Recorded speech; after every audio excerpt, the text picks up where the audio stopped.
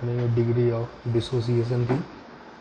इसमें हम मान लेंगे suppose 1 molecule of solute A dissociate to give n ions, ठीक है, small n ions, and alpha is the degree of dissociation.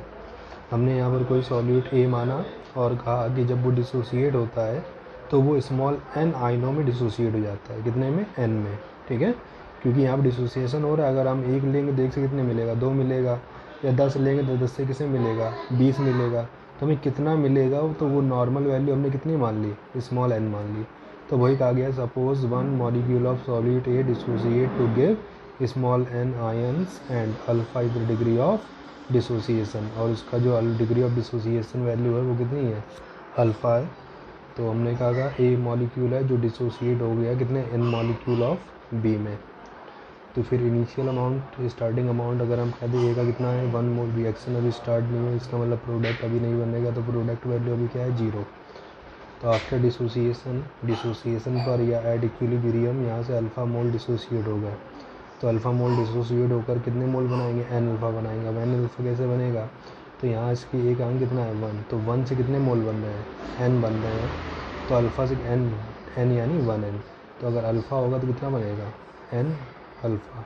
तो वही चीज़ दिखाएगी आफ्टर डिसोसिएशन, अगर अल्फ़ा डिसोसिएट होंगे तो बी प्रोडक्ट कितना बनेगा? n अल्फ़ा बनेगा। अब हम निकाले total number of moles present in solution. तो सॉल्यूशन में कितने मोल प्रेजेंट है? तो number of moles of product plus number of moles of reactant क्या कर लेंगे? ऐड कर लेंगे। तो वैल्यू कितनी आ जाएगी आपकी? तो 1 minus alpha plus n alpha. यहाँ और उसमें से क्या कॉमन हो गया आपका? अल्फ़ा वैल्यू कॉमन हो गई। तो ये क्या बन गया आपका? 1 प्लस, ठीक, माइनस 1 बचेगा, तो माइनस 1 को हमने बाद में लिख लिया और n को पहले। तो क्या बन गया? 1 प्लस n माइनस 1 अल्फ़ा। तो इतने मॉलिक्यूल हो गए आपके सॉल्यूशन में जब उसका क्या हो गया? डिसोसिएशन। बट हमने लिए कितने मोल थे? 1 मोल थे, ठीक। तो वांट ऑफ फैक्टर क्या बताता है? Actual number of particle be taken upon total number of, यानी actual number of particle in solution upon number of particle be taken. Actual में सॉल्यूशन में कितने पार्टिकल हैं और हमने कितने नंबर ऑफ पार्टिकल या मोल उसके लिए थे, ठीक है। तो यहाँ पर सॉल्यूशन में नंबर ऑफ पार्टिकल कितने हैं? 1 प्लस ब्रैकेट में n माइनस 1 अल्फ़ा, और हमने कितने लिए थे?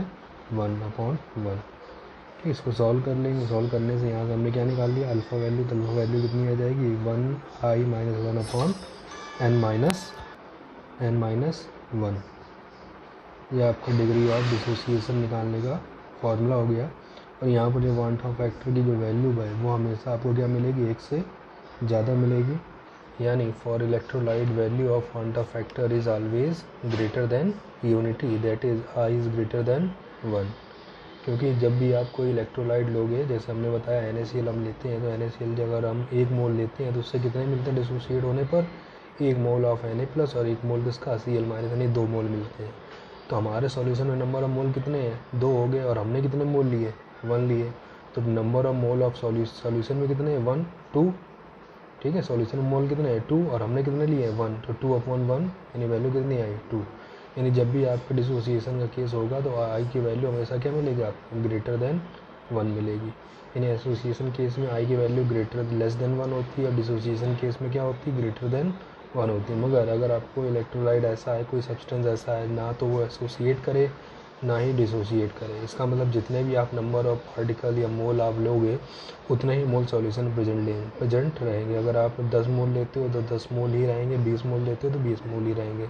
तो जितने आपने टेक लिए और उतने ही सॉल्यूशन में भी क्या है? प्रेजेंट है। तो 10 अपॉन 10 करो, 20 अपॉन 20 करो, हमेशा वैल्यू आपको क्या मिलेगी? 1 मिलेगी। तो वही बताया गया है, the value of i is taken as 1। वही क्या लेंगे? 1 कब? When solute is non electrolyte, जब सॉल्यूट हमारा क्या होगा? नॉन इलेक्ट्रोलाइट होगा। तो जब भी नॉन इलेक्ट्रोलाइट की बात होती है तो आई वैल्यू हमेशा 1 होती है, और 1 हमेशा हम कभी भी 1, ठीक है, आई वैल्यू हमेशा क्या रहेगी? 1 रहेगी। तो ये आपको ध्यान रखना है in case of dissociation, in case of association, ठीक। अब वांट ऑफ फैक्टर से रिलेटेड हमारी कोलिगेटिव प्रॉपर्टी कैसे रिप्रेजेंट करेंगे, यानी relation between van't of factor and different colligative properties. अगर हम बात करें with relative lowering of vapour pressure, और लोबरिंग ऑफ वेपर प्रेशर की बात करें तो हमारा फॉर्मूला क्या था? P0 minus B upon P0 is equal to mole fraction of solute. तो बस इसमें हमें क्या इंक्लूड कर लेना है? वांट ऑफ फैक्टर आई, ठीक है। अगर हमारा कोई एसोसिएशन केस है, डिसोसिएशन केस है, तो आई की वैल्यू हमेशा हमें क्या मिलेगी, एक से ज़्यादा मिलेगी या तो एक से कम मिलेगी। बट अगर हमारा कोई नॉन इलेक्ट्रोलाइट है तो आई की वैल्यू हमेशा क्या हो जाती है, 1 हो जाती है, यानी वो हमारी कौन सी हो जाएगी, कोलिगेटिव प्रॉपर्टी नॉर्मल। ठीक है, ये कब होगा, जब कोलिगेटिव प्रॉपर्टी क्या हो, एबनॉर्मल हो। ठीक है, इसलिए जब भी नॉर्मल हम लोग कोलिगेटिव प्रॉपर्टी की बात करते थे, जो हमने पहले पढ़ा था, उसमें हम आई वैल्यू इंक्लूड नहीं करते थे, क्योंकि आपका जो सब्सटेंस होता था वो क्या होता है, नॉन इलेक्ट्रोलाइट होता था, और ऐसे केस में आई की वैल्यू 1 हो जाती है। अगर आई की वैल्यू 1 हो जाती है तो आई से यहाँ कोई फ़र्क नहीं पड़ता। बट अगर आपका एबनॉर्मल कोलिगेटिव प्रॉपर्टी की बात हो रही है तो आई की वैल्यू हमेशा क्या मिलेगी, एक से ज़्यादा मिलेगी, एक से कम मिलेगी। तो इसलिए हमें आपको यहाँ पर आई को इंक्लूड करना पड़ेगा। इसी तरह से विथ ऑस्मोटिक प्रेशर, तो वैल्यू फार्मूला क्या था, pi be equal to n R T. तो क्या इंक्लूड कर लिया आपने, आई। ये कब होगा, एबनॉर्मल केसेस में। इस तरह से एलिवेशन इन बॉइलिंग पॉइंट क्या बन जाएगा, delta T be equal to i into K b into molality small n m. ठीक है, with depression of freezing point में क्या हो जाएगा, delta T f equal to i into K f into molality यानी स्मॉल एम। तो ये आपका कोलिगेटिव प्रॉपर्टी के साथ पॉइंट ऑफ फैक्टर के बीच में रिलेशन है। बट ये फार्मूला जो आपका दिया गया आई वैल्यू के साथ ये तभी यूज़ करना है जब आपका दिया गया सब्सटेंस एसोसिएट करेगा या डिसोसिएट करेगा, यानी एबनॉर्मल कोलिगेटिव प्रॉपर्टी रखेगा, जो कि आपसे क्वेश्चन में बोला जाएगा। ठीक, ऐसे ही कुछ और रिलेशन है। अगर आई की वैल्यू हमें कैलकुलेट करनी है, कब कैलकुलेट करनी है, जब हमें किसी भी कोलिगेटिव प्रॉपर्टी की ऑब्जर्व्ड वैल्यू गिवन हो और कैलकुलेटेड वैल्यू गिवन हो, तब हम लोग क्या करेंगे, i point of factor equal to observed colligative property upon क्या लिखेंगे, observed colligative property upon calculated colligative property. तो उसी को हमने बना दिया किस तरह में, ये अगर हमारा लोअरिंग ऑफ वेपर प्रेशर है तो लोअरिंग ऑफ वेपर प्रेशर कौन सा, ऑब्जर्व वाला, upon lowering of vapour pressure क्या, कैलकुलेटेड वाला। हम रख करके यहाँ से क्या निकाल सकते हैं, आई निकाल सकते हैं। अगर हमारा क्या दिया हो, एलिवेशन इन बॉइलिंग पॉइंट दिया हो, तो हम लोग उसी के अकॉर्डिंग लगाएंगे, यानी आई इक्वल टू क्या बन जाएगा, delta T B observe upon delta T be calculated.